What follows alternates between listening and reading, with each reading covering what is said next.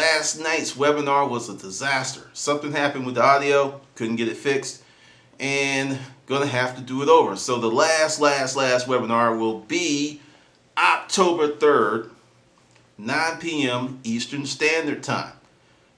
I don't know, it worked this morning, but last night, people could see the video, but they just couldn't get the audio. But to make sure that we are all on the same page, before that webinar, I'm going to have like maybe a quick 5-minute webinar, sign in, make sure you can hear, so we don't have that problem again, because that was a pisser. That's one of the reasons that I like to do pre-recorded webinars, because when stuff like that happens, it's just a disaster because it's hard to fix on the spur of the moment.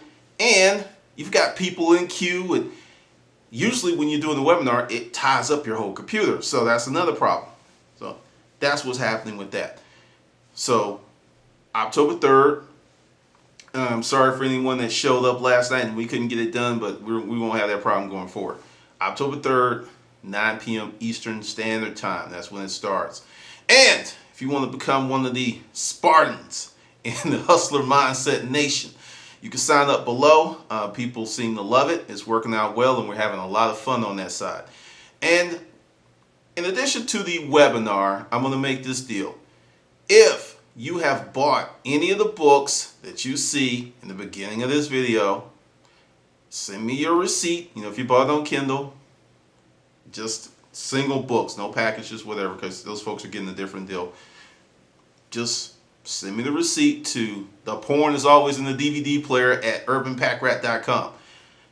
When the emails and stuff are sent other places, they get lost because I am closing ranks. I'm changing up how I do stuff because there's just too much time, because some people don't listen to instructions and then it creates extra steps. I understand. Normally it wouldn't be a big problem, but there's so many things going on that any little thing like that, you just get pushed to the bottom of the pile. You didn't listen to directions, you get pushed to the bottom of the pile. That's how the real world works. But since now I've pushed it out further, you'll be in the mix. Now also, let's talk about some other stuff. I get a lot of emails and people want me to do videos on business related topics or certain things about business. Everything is moving to the hustler mindset on business development, because the whole summer I ran a lot of tests and I would put up a video about business or productivity and wouldn't get a lot of views. And I realized that there was only a few people who were really interested in that. And instead of just putting it up here on YouTube, I'd rather do that stuff behind the paywall where there's a more engaged group of people. There's better stuff going on. And also to tell you what I'm going to do behind the paywall. After I finish up the current boot camp, there will be no more boot camps like that. I did it. It was interesting. But once it's done, that's it. Everyone that is in the boot camp, currently, I'm going to continue with my promise. Actually, your next session's coming out tonight, and I'm going to finish it up.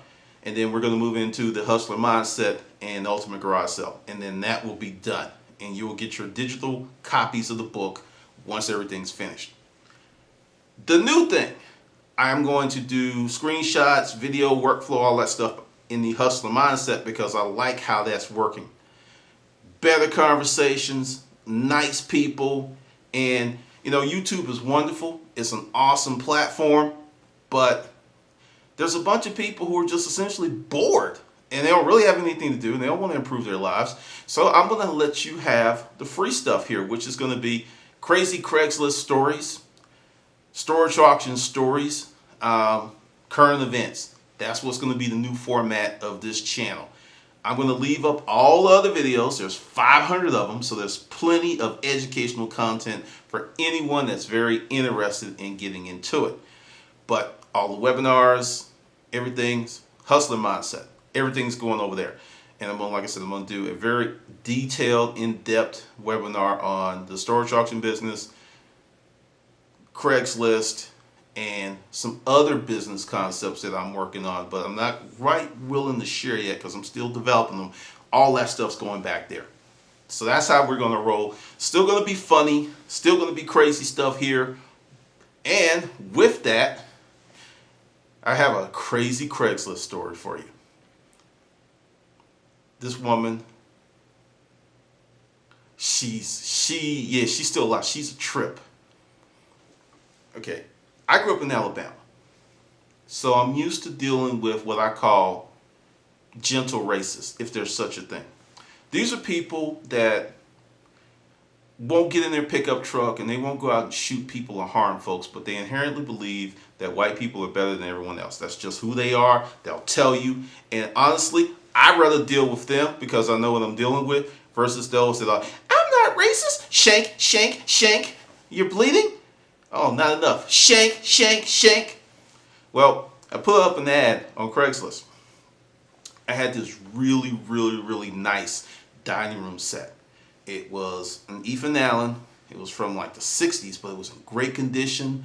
They had kept the covers on it, so the wood was in awesome shape. The chairs are all nice and tight. Beautiful cabinet. Solid hardwood construction. Just not the type of thing you can get today without spending a grip. And I knew what I had because the table set would seat 12 people. That's a huge table set. Seats 12, matching chairs, matching china cabinet. $3,500 all day long, because to get just a china cabinet of a equivalent dining room set may have cost you 12 grand just for the china cabinet. So people who knew what it was, they came in there. So I had it up on Craigslist and I had it tricked out. Big pictures, from the photo bucket, Craigslist, photo pimp. I mean, it was looking nice. People were calling. Folks were like, hey, will you take $1,500? Will you take $2,000? And I'm like, no. Why? Because it was close to Thanksgiving. It was very close to Thanksgiving. About 4 weeks out, people typically, here's a tip for you, people typically furnish their houses well after they buy them. Like say someone buys a house in June, say they buy a house in July, August. They may not really get deep into new furniture or adding furniture until just before the holidays. Just how people are. So I was getting a lot of activity, and the person was like, hey, would you take two? So I was like, I'm going, because my bottom line was $3,000. My bottom line was $3,000, and someone just off the cuff without seeing it was offering two. I was very confident that I was going to get what I wanted. Well, I get a call from this lady, and she's like, and I can tell she's an elderly lady, but you know how you get those elderly folks who are a little sassy, a little spunk to them. And she's like, hey, are you the man with the table set for sale? I said, yes, I'm the man with the table set for sale. Trying to mock her, right? And she's like, oh, you're a smart ass, aren't you? I was like, pretty much. We're going to get along just fine, right? She's that type. I was like, set it up. And she's like, I want to wait for my husband to get off work, but I really want to look at that table set before it gets away from me. Would you be available to meet in the next 2 hours? Sure, yeah, I'm available to make $3 grand in the next 2 hours. You better believe it. So I give her the address of the warehouse. I go to the table set because I had covers on it. So I take the covers off and actually did a little shine job real quick, knocked the dust off of it, had it looking nice and sexy. Well, she comes in, she's punctual, and she comes in the door, and she looks at me, and she's like, hey! And I'm like, hey, how you doing? And she's like, where's the gentleman that's selling the table? And I was like, you're looking at him. You're the one that said I was a smart ass. And she's like, oh heavens, it was you?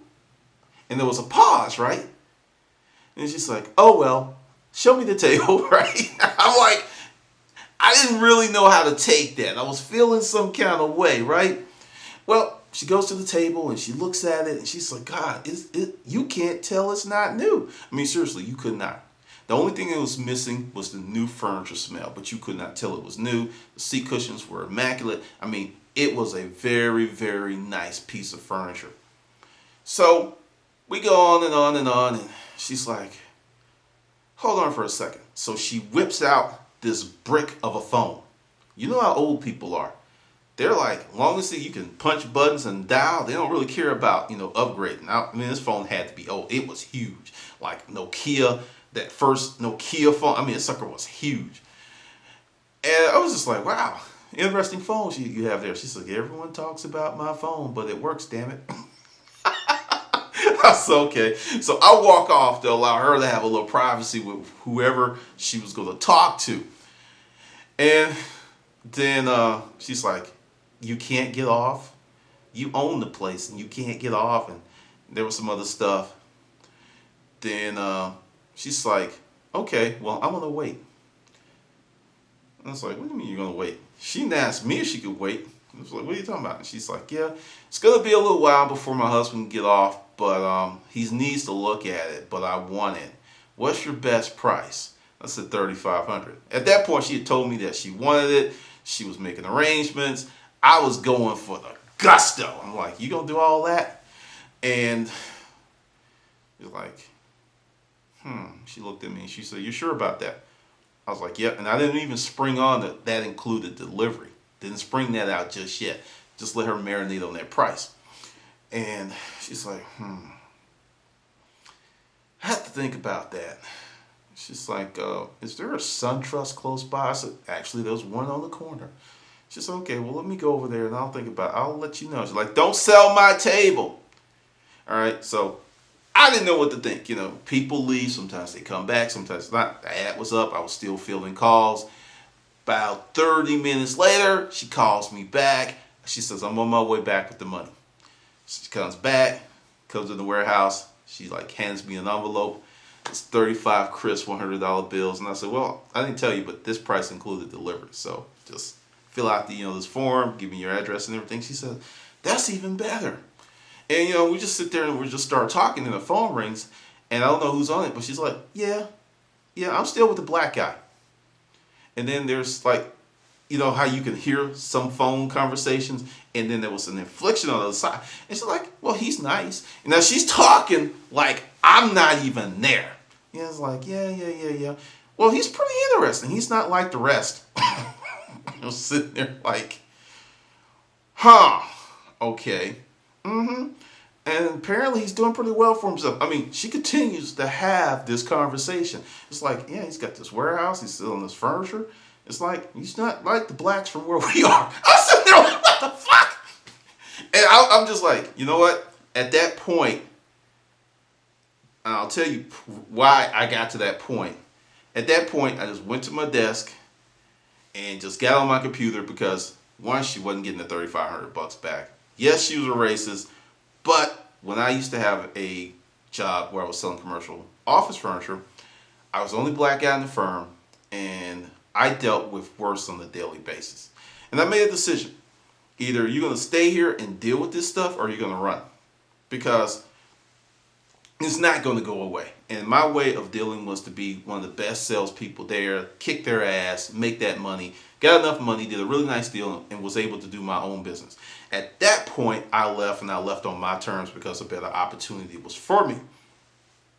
That was the attitude I had with this. It's like, you're a racist, but you just paid me $3,500 for something that I got out of a unit. I only paid $450. I would be a fool to become upset and like throw your money back in your face. And just when I thought things couldn't get any worse, she's off the phone and she comes back over and she's like, where'd you grow up? And I was like, Alabama. Really?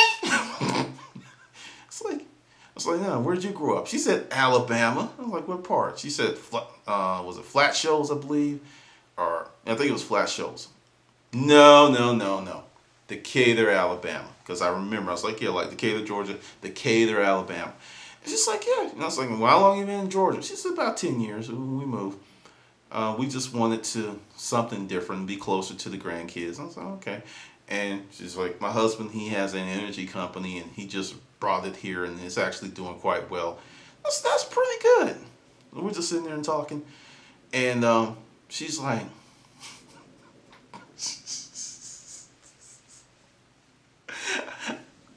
I just like crack up every time I think of her. She's like, let me ask you something. Then her phone rung again. And she did it again. And it's like, yeah, I'm still with the black guy. I'm just like, what is that? So she has a little conversation and everything. And then she gets off and she's like, have you ever been with a white woman? And I'm like, whoa. I don't mess with old white women. Sorry, no, we're, no. I mean, yeah, she was nice, she was sharp, she was well preserved, but hell no. And she's like, not for myself, I'm a married woman. And I was like, what are you getting at? Because, and then at that point, we're just having, I used to have some of the craziest conversations in the warehouse with some of my customers. Because, I'm that guy that will go there. We're just sitting there talking, and we're talking. And she's like, then she just did that thing, If you're black and this happened to you, you know what I'm talking about. She's like, well, you don't seem like the rest of them. It's like, the rest of them? What's the rest of them? And she's like, well, where I grew up, I didn't encounter black people such as yourself. It's just I moved to black. My son told me colored wasn't acceptable. I was like, yeah, it doesn't really fly well, but you just call me Glendon. Oh, okay. So she goes on. Well, it's just I have a niece. Now this is where it gets really strange because, like I said, the woman's a racist. Okay, no doubt about it. She's a racist, but she's not that racist that would have a machine gun and mowing down black people, Asians, and gays. She's not that person. She's just that kind that has that thought process, and more than likely, she probably was really friendly to the colors that she knew. Well, we were just talking. I have this niece, and she looked kind of pained when she's like, she has a preference for black men. I'm like, what? I was like, so your niece likes a little chocolate in her life? She said, yes, she does. And she just shook her head, and she now this is where it I don't know. I just have this energy where people just, and she's comes around the desk and she puts her hand on top of mine. She's like, you just don't know. The guys, they're just deplorable. They're degenerates. They don't have jobs. And at this point in my head, I'm thinking the niece is like, and now, like just huge, right? Just morbidly obese, because you see that all the time. And she's like, she's a smart girl. She's got 2 degrees. She just gets with these bums. And in my mind, I'm like, she likes to get her back blown out by some bro dick. But I didn't say that to grandma because, we're bonding, right? We're bonding. And her phone rings again. And I'm like, this is an active old lady because I'm going to peg her to be about, at the time, maybe 68. But she was spry, as they say. And she gets on the phone and she's like, yeah, I'm still with the black guy. And after the phone, I was like, I'm going to ask her, what the hell?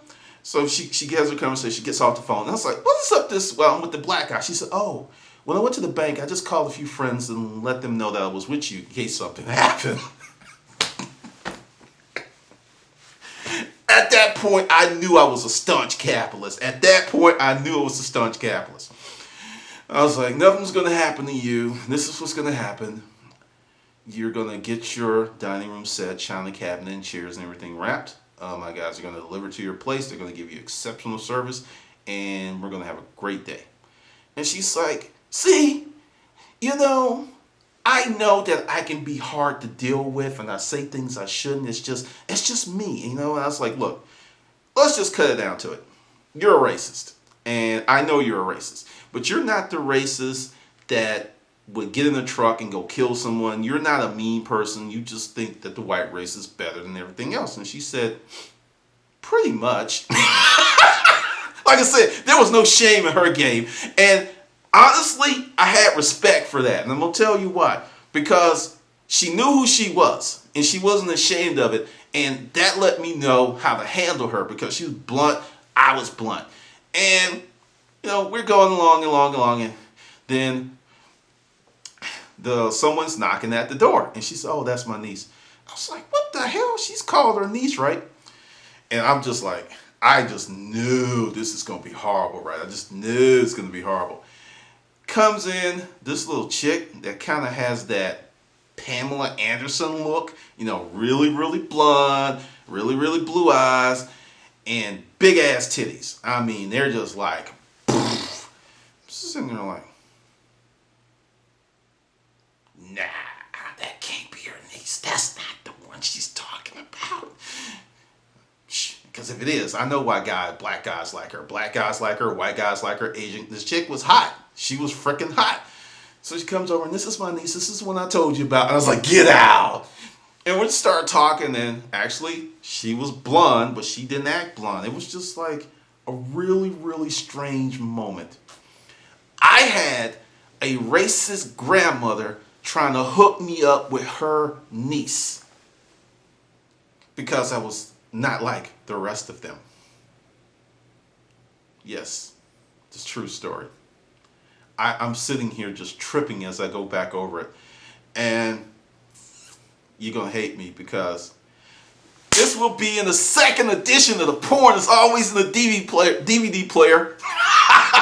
Which I'm going to do that one first. So let me tell you how I'm going to do it. I know you just hate me. You just hate me. But this is the deal with that. I'm going to write it up. I'm going to put it on Kindle. Then I'm going to, you're going to have to get it to get the rest of the story. But it's free. Okay? Let me just say that. Once I do all this, it's going to be free. For maybe 2-3 days, I'll let you know. I'm like, that story I told you about, the one that you really want to know about, is now free. Let me say that for the people in the back. It's free. It's going to be free for a few days so you can get that and get the rest of that story. Because I know you want to know. I know you want to know. I know it. And that's what's called a cliffhanger. This is Glendon, and I'll see you in the next video.